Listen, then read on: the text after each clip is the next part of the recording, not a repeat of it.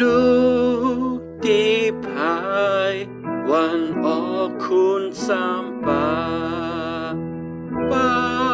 เอาดาโคดก่อนและฮอดมาแล้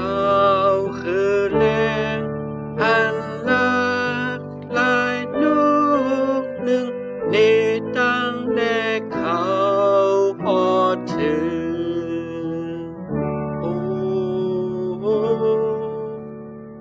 ลาวคือแรงลีอามนานั้นเอาอารมณ์เฮืองทองปัน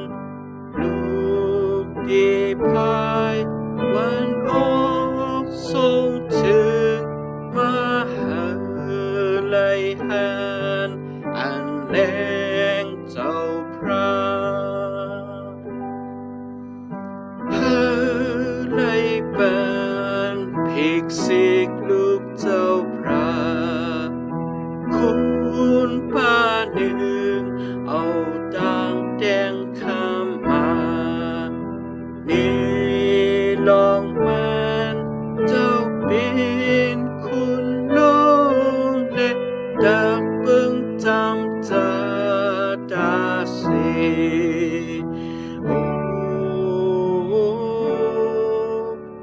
แล้วคือแรงดีอามนานั้นเอาอารมณ์เฮืองทองปันลูกที่พายมันออกส่งถึงมหาลัยแห่งอันแรงเจ้าพระคุณป้าหนึ่งเอาดังโลปานมาให้ไล่ปูโจดีลูกเจ้าพระนี่ลองตาอันสู้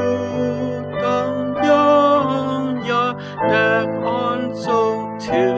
งเจ้าโป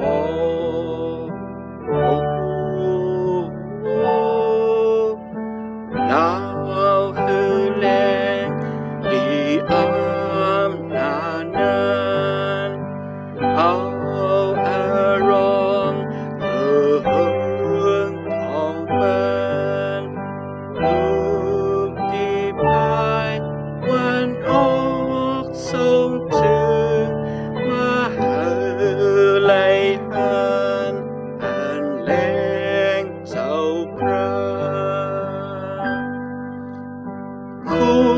ณป้าหนึ่งเอาต่างมูรานมาบุกโจดีเจ้าเลอาปานนี่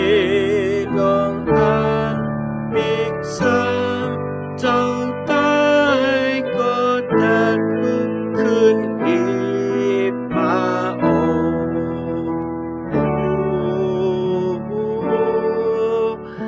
แล้วคือแรงดีอามนานั้นเอาอารมณ์เฮืองทองปันลูกที่พายวันออ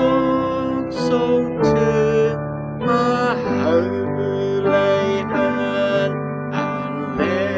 งเจ้าพระมันเจ้าเลยคำตายเนื้อกาแดงวันนั้นเจ้าลุกขึ้นและปีแน่กุนเนื้อลินมึงเล่นเนื้อมึงพาห้องว่าฮาเลลูยา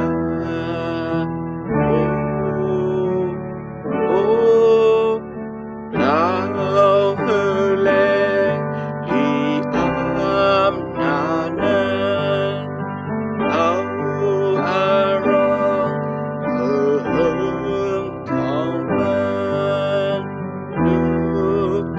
พระ